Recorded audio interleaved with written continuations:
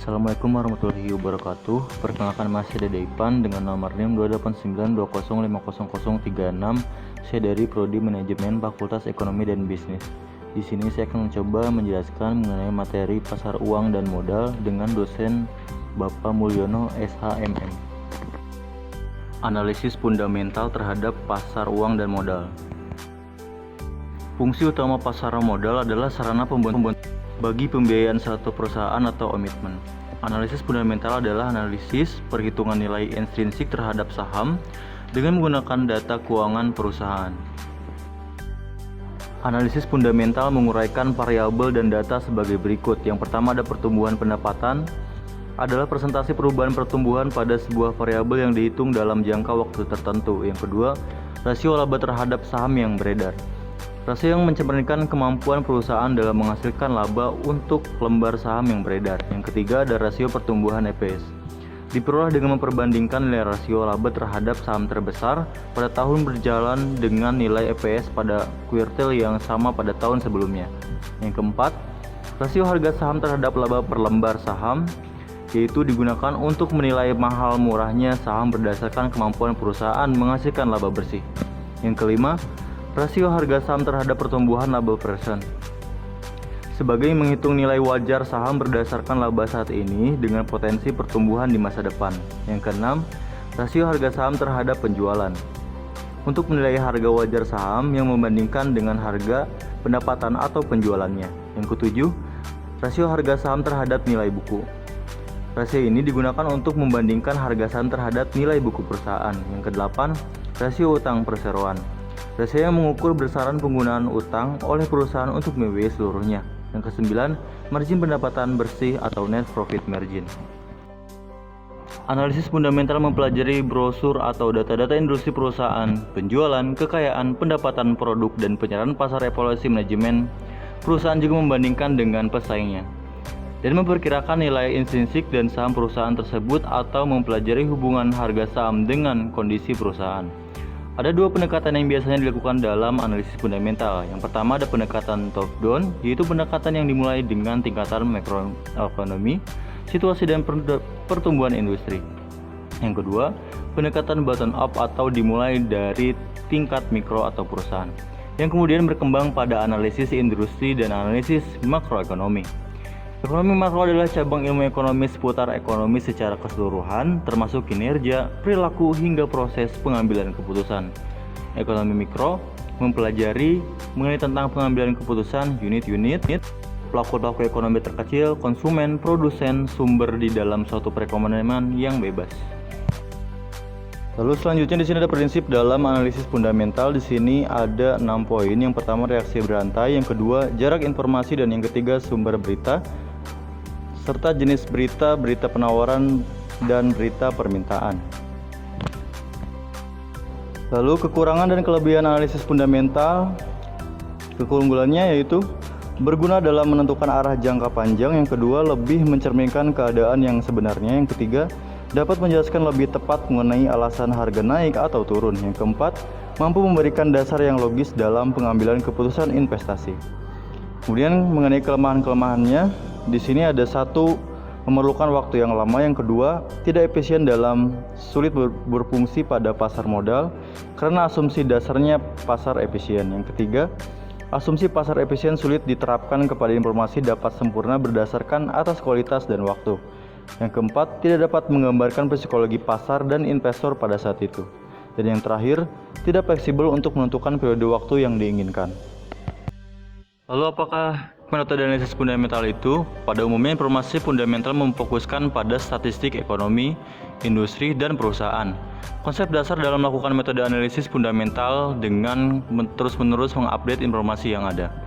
Pendekatan yang digunakan untuk menganalisis sebuah perusahaan dilakukan melalui 4 tahap. Yang pertama ada economic analysis, yang kedua industri analisis, dan ketiga company analysis, serta model pendekatan penilaian saham.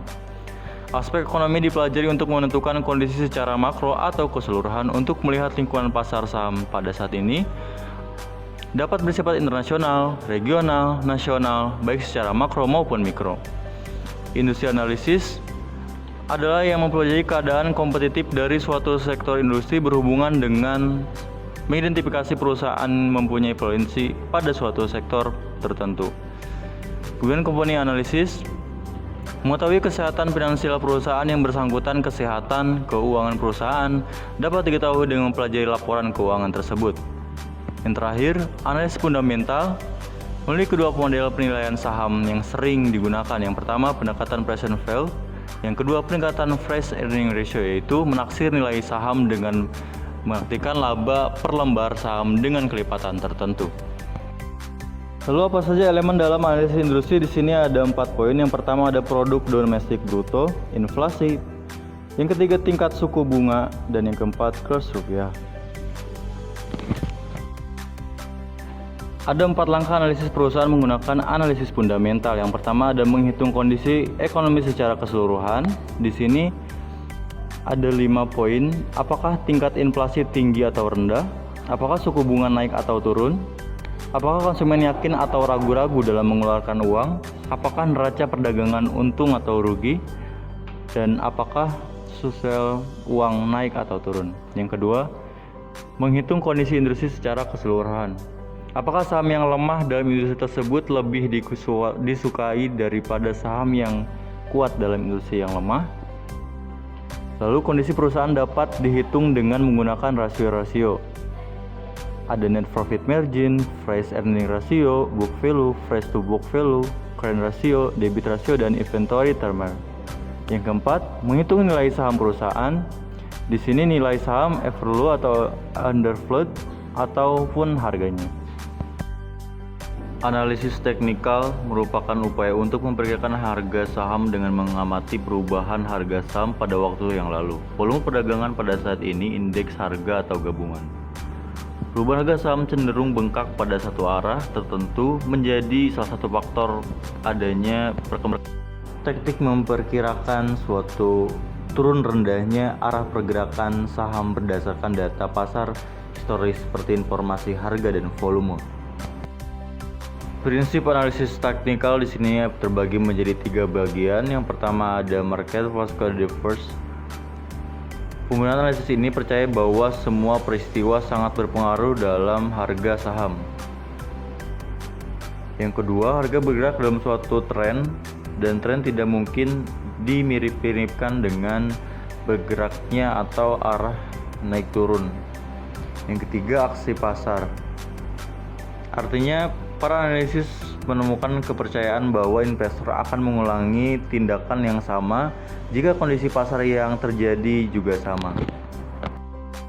Selanjutnya, teknik analisis teknikal. Para pengguna di sini analis disebut juga sebagai carriers atau mereka menggunakannya sebagai grafik. Dalam aktivitas ini mungkin mereka menggambarkan pergerakan harga saham dari volume perdagangan. Dari grafik tersebut akan mencari beberapa pergerakan harga saham meliputi volume perdagangan seperti celah-celah keuntungan dari pola tersebut. Di sini ada 4 poin. Yang pertama, menentukan kecenderungan harga. Yang kedua, memperkirakan kemungkinan waktu. Yang ketiga, memilih saat yang paling menguntungkan untuk masuk dan keluarnya suatu pasar tersebut. Dan yang terakhir, merekam data atau membuat grafik pergerakan harga saham dalam volume perdagangan. Teknik penggunaan grafik. Ada beberapa teknik penggunaan grafik atau casing yang digunakan investor sebagai dasar untuk pengambilan keputusan investasinya, yaitu yang pertama, teknik rata-rata bergerak atau moving digunakan untuk mendeteksi dan menganalisis pergerakan harga saham. Yang kedua, Relative Strength Index adalah teknik analisis teknikal yang menggambarkan rasio antara harga saham dan indeks pasar atau industri pada filter tertentu. Yang ketiga, Moving Average Conference. Di sini analisis ini mirip dengan analisis moving average, atau perbedaannya adalah analisis ini merupakan indikator untuk kelebihan beli atau kelebihan jual dengan melihat hubungan antara jangka panjang dan jangka pendek. Demikian pemaparan presentasi yang dapat saya sampaikan, kurang lebihnya mohon maaf. Wassalamualaikum warahmatullahi wabarakatuh.